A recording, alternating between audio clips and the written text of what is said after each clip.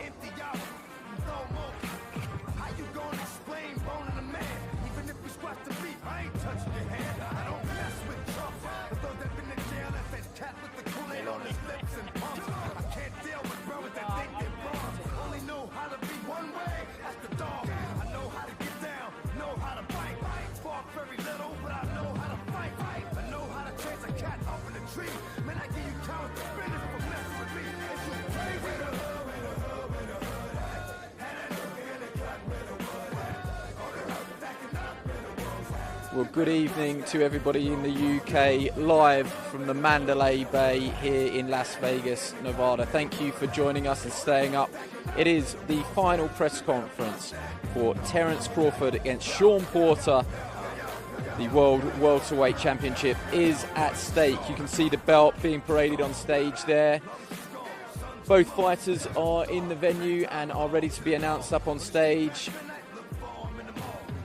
We're just waiting for our colleagues at ESPN to be ready to announce the fighters, but in the meantime, sit back, enjoy it. It's very rarely that we get a clash between two of the world's premier welterweights, and we have certainly got that on Saturday night.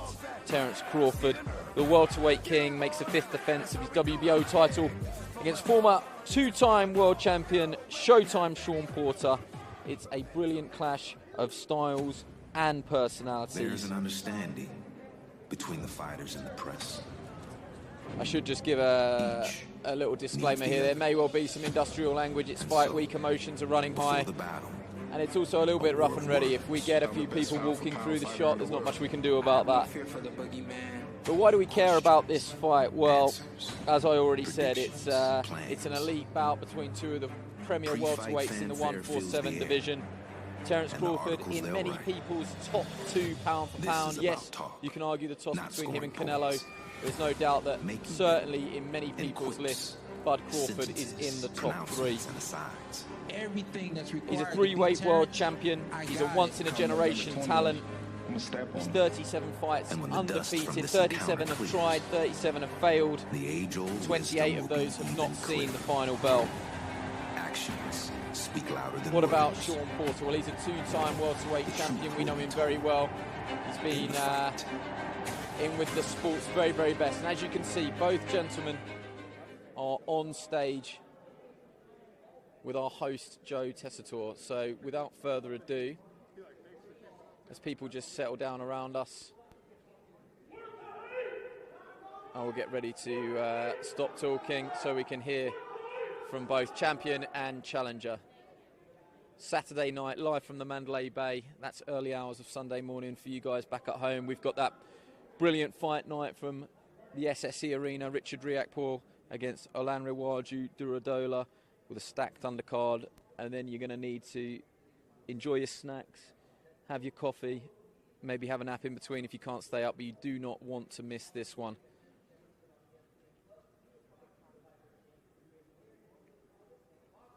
In the sartorial stakes, you could say that Shawn Porter's taken an early lead with, don't want to do it down, but a burgundy suit, black trim maybe. Shawn Porter a little bit more relaxed in his tracksuit. Both guys cutting relaxed figures on fight week. We were given the chance to spend a little bit of time with Terence Crawford in his suite at the Delano Hotel, the sister hotel to the Mandalay Bay. And we actually had to wait for him to finish a game of Call of Duty before we could commence our interview. Such was his status of relaxation. And when I put it to him that Shakur Stevenson claimed that he was a better Call of Duty player than him, he scoffed and gave me the stare that those of you that have been in front of Terence Crawford when he's far from impressed have had that death stare, and it's not one that you want to be on the end of. Shawn Porter, built out of Ohio, but he lives now in or certainly trains out of Las Vegas. Kenny Porter, his father, made that decision earlier on in their career. He said, if you are the president, you live in the White House. If you want to be a world-class fighter, you come and live and train out of Las Vegas. And when he got here, he said he hated it, but it's created this persona and this fighting style that makes him incredibly difficult to beat. He's got a world-class engine. He's got brilliant boxing fundamentals. He's aggressive. He's a pressure fighter. Thank you very much, Bernardo. We are here with the former champ, the current champ. Hand over to Joe Tessitore. On this stage recently said, ain't no friends until after the fight, although listening just to a little bit of the small talk here, I know the respect and the love does exist as we're going through some of the fashion statements. Shawn always brings the fashion statements. This guy apparently always brings the trophies and the hardware, not just what's on your lap, champ, but I'm going through your Instagram recently. I think the biggest prize of all in your family is sitting there and looking at Tyrese and Little T bringing home wrestling trophies that are about the size of you. So I know that inspires you greatly as a proud dad and everything that's going on your side. Visiting with both of you, I know you both feel very confident about how you come here and how you arrive here. We're going to talk about that. We're going to get into fight strategy. We'll bring up your two highly acclaimed trainers, and we will talk through everything we need to get ready for this mega fight come Saturday night. Terence, you have said publicly that you need Shawn on your resume. I'm curious as to where your mindset is right now. We have seen your personality and being with you all over the place for weeks like this for championship fights. There's this metamorphosis that takes place where your personality tends to change as the week goes on, as we dwindle down closer to that opening bell. And you've often said you don't need to be the loudest. You just need to be the guy who can look straight at your opponent and look through his eyes and calmly say, I'm going to beat your ass. And they know it when you say it. When you look at Porter, have you now reached that point when you're ready to say that? And do you think that this man to my left would believe those words? He don't gotta believe it. I'm gonna show him come Saturday. Oh, I should respond to that. Floor is yours. I think it goes both ways. I don't really think there's much I can say to Bud that's gonna change the way you think about yourself and the outcome of this fight, and vice versa. No, he can't look at me and say, I'm about to beat your ass, and I'm gonna believe that. And he knows that, which is why he wouldn't even dare do it. You told Mark Kriegel recently, Shawn, you said, I know what makes Terence uncomfortable. And you made the point that you were going to touch some nerves leading up to the fight, that Terence doesn't like when you talk about Terence. That he doesn't like to be doubted, that sometimes the smallest things can get under his skin. So whether it's gamesmanship, strategy, or just the nature of how you go about things, I will not stand in your way, whatever works for you as to what you want to say to Terence. You know what? Because when I said that, and I'm not gonna pull back on it, but I mean, like Terence, you know better than I do. I feel like you've matured. I feel like people see your character and your personality more now than they've ever seen. But I feel like I'm still correct in saying, if the wrong tweet or the wrong Instagram post goes up, you can get upset. Maybe, maybe not. Well, hey, listen. There's people that you can get to and there's people you can't get to. I'm one of those people you can't get to. And I got a feeling that you can get to him quicker on the microphone than you can in the ring. I think in the ring, he is solid. He is a rock. But there may be something that might be posted or said here today that might affect him, and that might have an effect on the fight. We shall see. But I like how y'all going in the archives on everything that has been said. Let's take a look at how we've arrived to this week.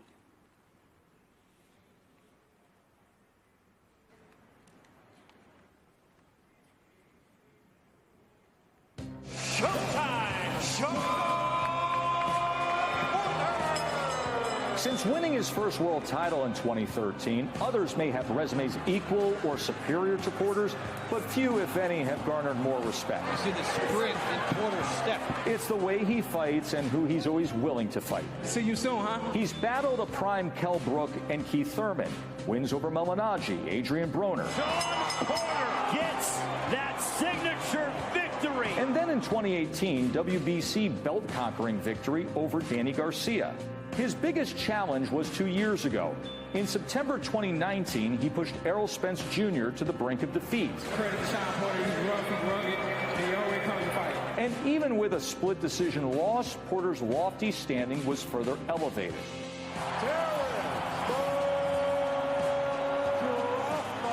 On the other side, Terence Crawford has constantly scaled the mountain towards greatness. Crawford on top of the world.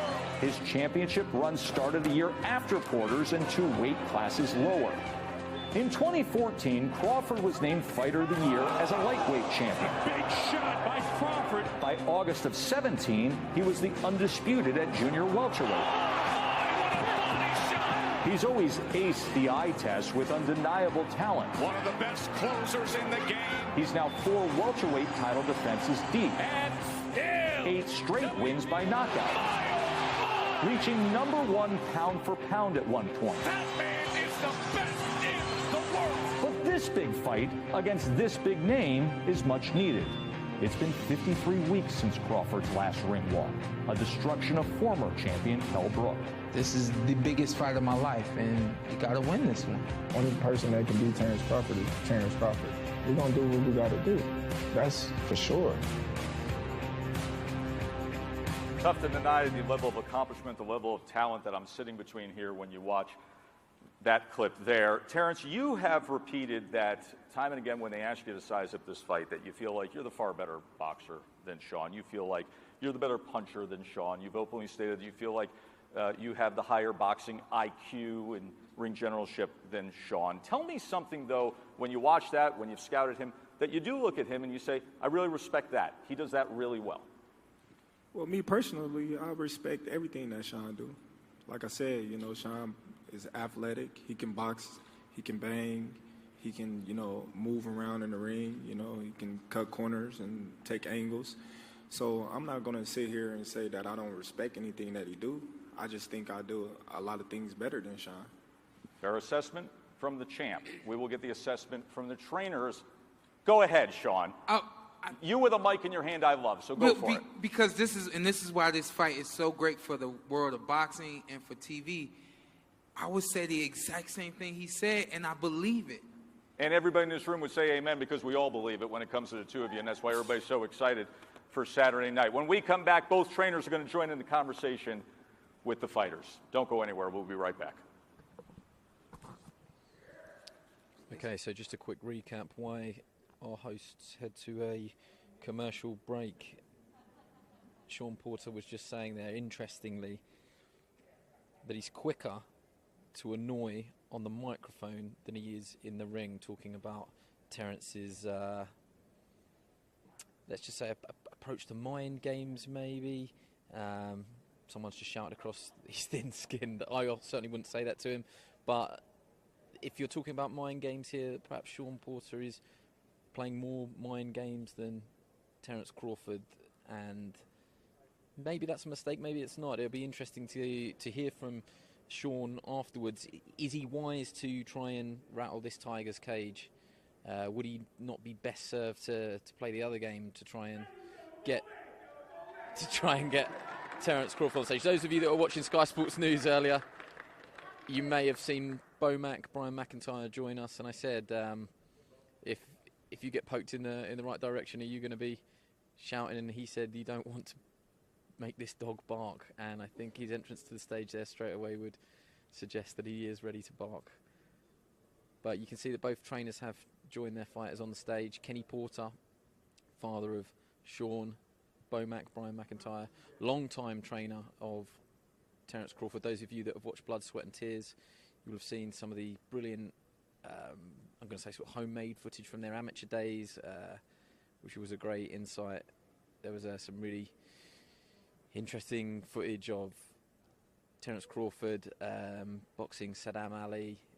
Crawford was on his way towards the 2008 Olympic Games, and he didn't go. Saddam Ali went, and you could. Those of you, I don't want to. I feel like I'm giving away the plot to the film here. Watch it, because Terence Crawford gives a very good sort of analogy as to how he he missed out on that. He boxed a very different way, though. He said, I had to box this way in the amateurs, which was, again, very, very interesting. So I encourage everybody to watch those 2 episodes. They are available on our Sky Sports Boxing YouTube channel, wherever you're consuming this stream today. If it is on YouTube, just search on our videos and you will find those 2 episodes. Very good watching. They're easy to watch as well, only 20, just under 25 minutes each. And just to the left there, you can see Bomac and Terence sharing a joke. They have this tremendous relationship. It's very different to that of the Porter family. Kenny is a hard taskmaster. He wants it done his way, and it's out there for everyone to see. The respect that he commands from Shawn is, he wants high standards, and he gets them. And that's probably what's made them such a successful team. So just in this commercial break here, stay with us because we will be hearing from both trainers. Contacted Terence 2 years ago. Go. He didn't want to fight Shawn. He was contacted a year ago. Told Shawn, well, I got a couple other things going on. You know, if things don't work out, you know, I'll give you a call. He never gave us a call. He don't want this fight. When it's time to fight, he gonna fight. Just ask the last 7 opponents. He knocked out every last one of them. It's here, but he doesn't really want it. Terence is the best 147-pound fighter in the division. Ryan Bomac McIntyre, Kenny Porter, the trainers for Bud Crawford and Shawn Porter. Gentlemen, welcome to the conversation. Appreciate your time. I don't know if there are any 2 trainers who are more embedded into the lives of their fighters than the 2 of you, and for how long that has been, these close relationships. But everyone changes, everyone develops, everyone grows throughout their lives, throughout their careers. Curious, I'll start with you, Bomac. What have you learned about your fighter through this training camp as to where he is now and the changes that he's made? You know, when the conversation first came up about Porter and it got real serious, I seen a different Terence Crawford. How so? The man told us and the coaches, this is going to be one of the hardest camps ever. And it was like that from the day one till the last day we broke camp from Colorado Springs. It's been focus. It's been tunnel vision. It's been nothing but let's go get Shawn. At a higher level of intensity than you've ever seen? Way, way higher level. Kenny, you and your son have one of the greatest relationships that we've seen in recent pro sports. I'm curious, and I thought you guys were fantastic with the all-access stuff that we all enjoyed with the blood, sweat, and tears to see, and I know you were pressing him on certain things. How would you respond to that as the changes and where you've seen growth and development that's different from the fighter previous? You mean in camp or you mean yeah, overall? So in preparation for this fight. In preparation for this fight, I wouldn't say he did anything different. He approached it the same. A lot of what we've done and what we do is predicated on a foundation. So you got to go through all of those same steps to get to this week right here. So it wasn't a lot of changes. There wasn't a lot of different things that went on.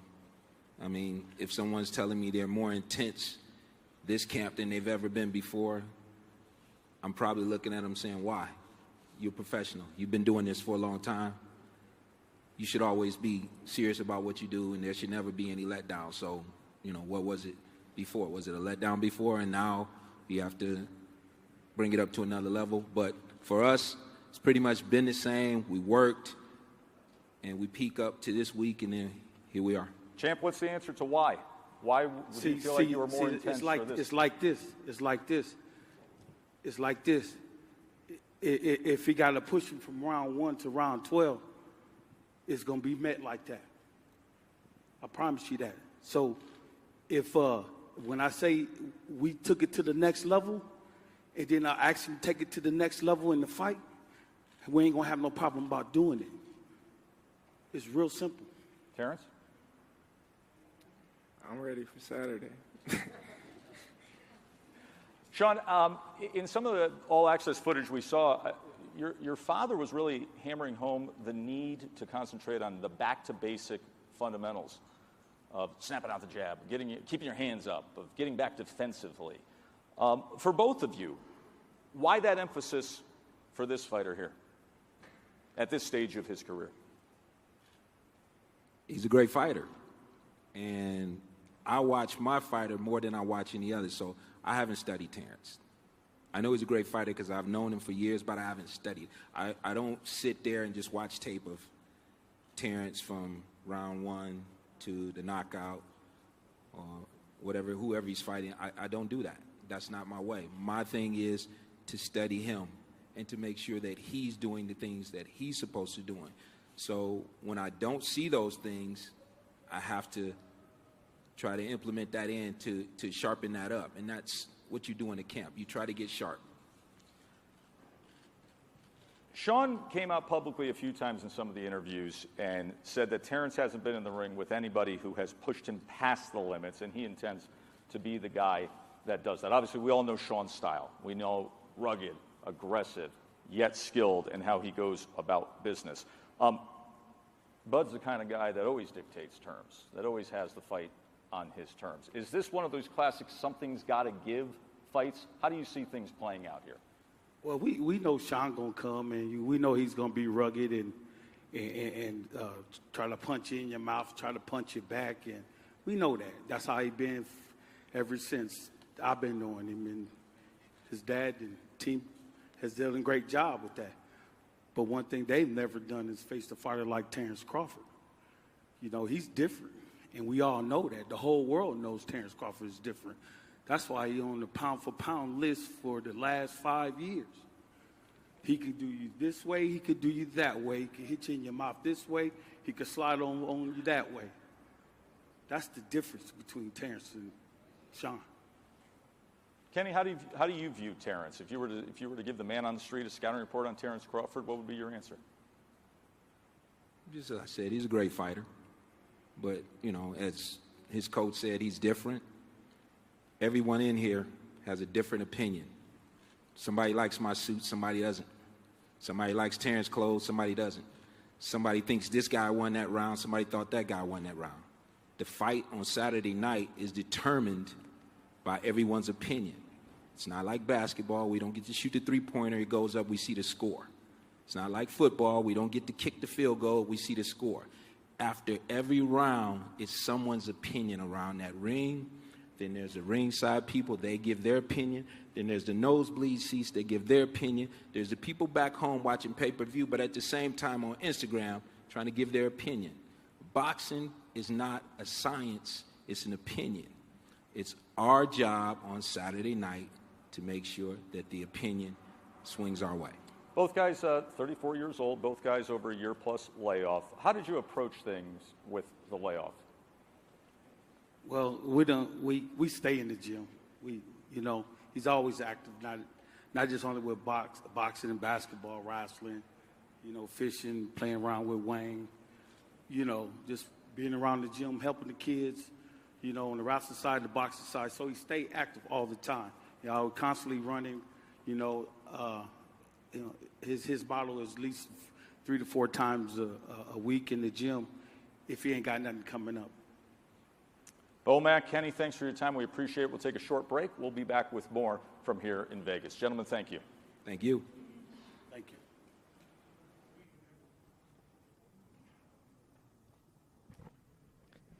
you. Okay, so just why our colleagues at ESPN take a commercial break, let's just have a further recap on what we've seen from part 2 there. That it's quite interesting that Shawn Porter's father, Kenny, said, "I don't study tapes of Terence Crawford, I study my fighter." And that may have raised a couple of eyebrows. I think there's a natural assumption that you concentrate on what the other camp are doing because you know your fighter, but Kenny was actually saying the opposite there. It doesn't really matter what Terence Crawford does. I don't need to watch tape. I need to concentrate on what my fighter is doing. And that, again, goes back to what we've seen in the all-access material. He drills Shawn Porter with fundamentals. And that's what he said. Fundamentals will win this fight. Terence Crawford, in, I'm going to say typical Terence Crawford fashion, he actually can be very talkative, but when he was pressed there, he just said, "I'm just ready for Saturday night." very, very interesting. And Mark Kriegel, our colleague down at ESPN, has been to see both fighters, and one of the inserts that we saw there was, again, Shawn Porter talking about what he's focused on, not what Terence Crawford is doing. But there is a hell of a lot of respect between the two teams, that is evident. Maybe there are some subtle mind games, but we haven't got the, I'm going to say, trash talking that you might have seen in London earlier with our kickoff press conference for Chris Eubank Jr. against Liam Williams. There is a serious dislike between those two teams. And whilst it wasn't spilling over today, there was a dislike for each other. These two, they know each other. Whilst they've never fought, their career paths have mirrored each other, that you thought at some point they would meet.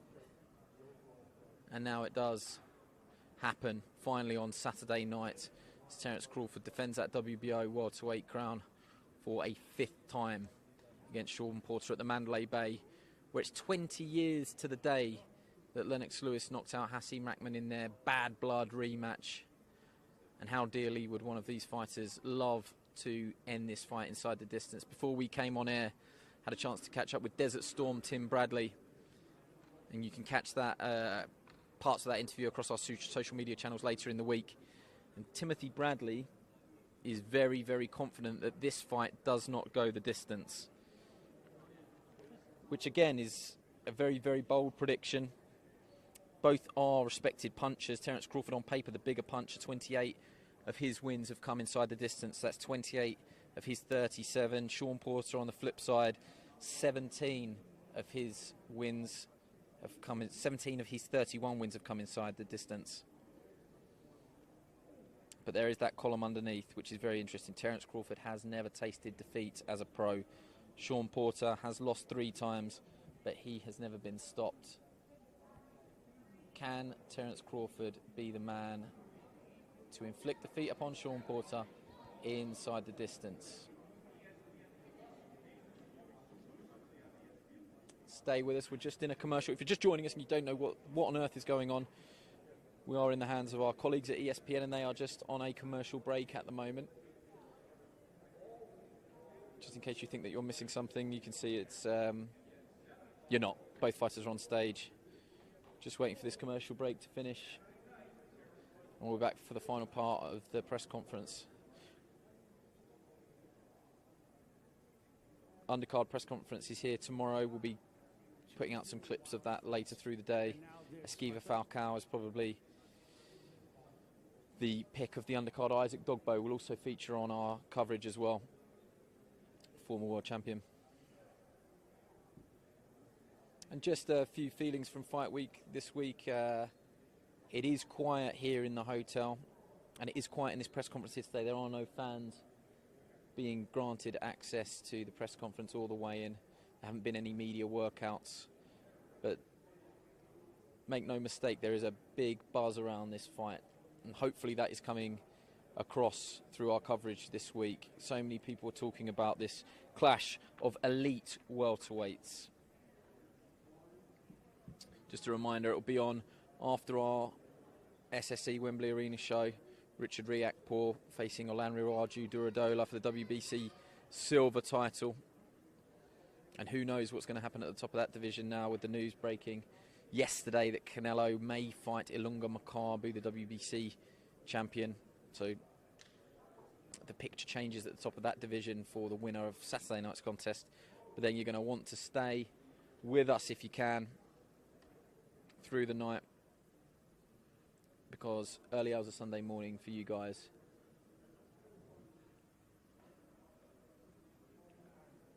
will be this clash live from Las Vegas. And forgive me if I sounded a little bit distracted there. I was just trying to work out where the noise was coming from across the room, and it is Bob Arum, the Top Rank promoter. We spent some time with Bob yesterday. He's just discussing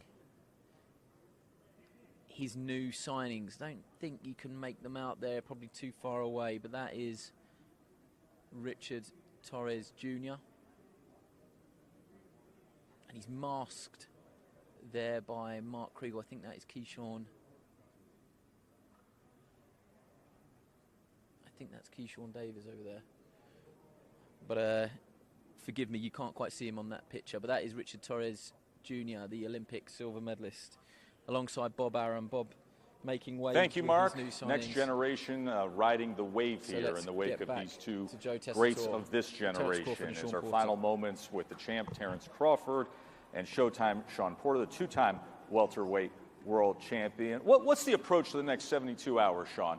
Come in for a nice landing here. Give us a sense of where you're at. I'm relaxing. I'm drinking water and just buying my time, man.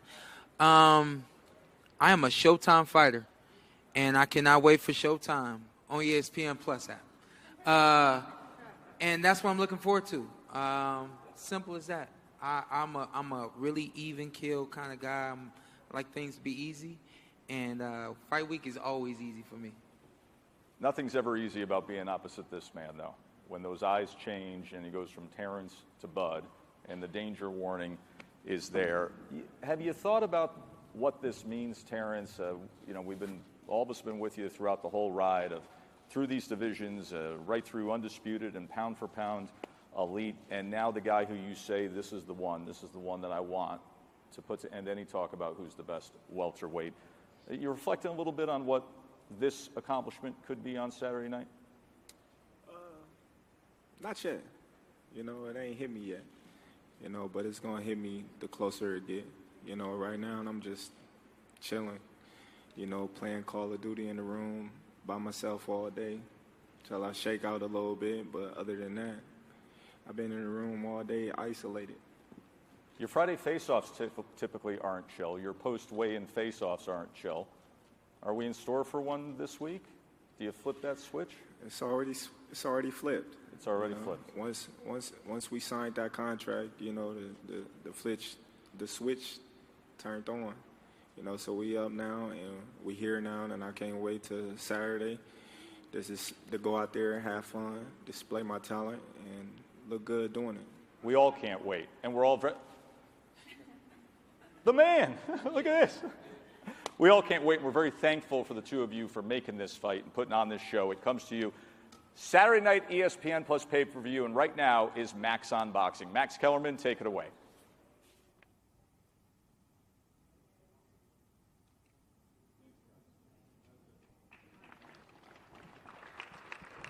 Okay, so hopefully now we are going to get a final head-to-head.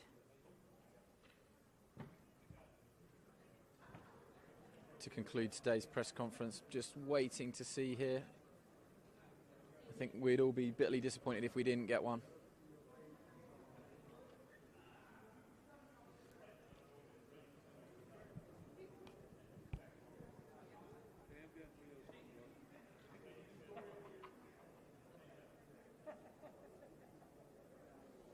Okay, we are not going to get a head-to-head, it seems.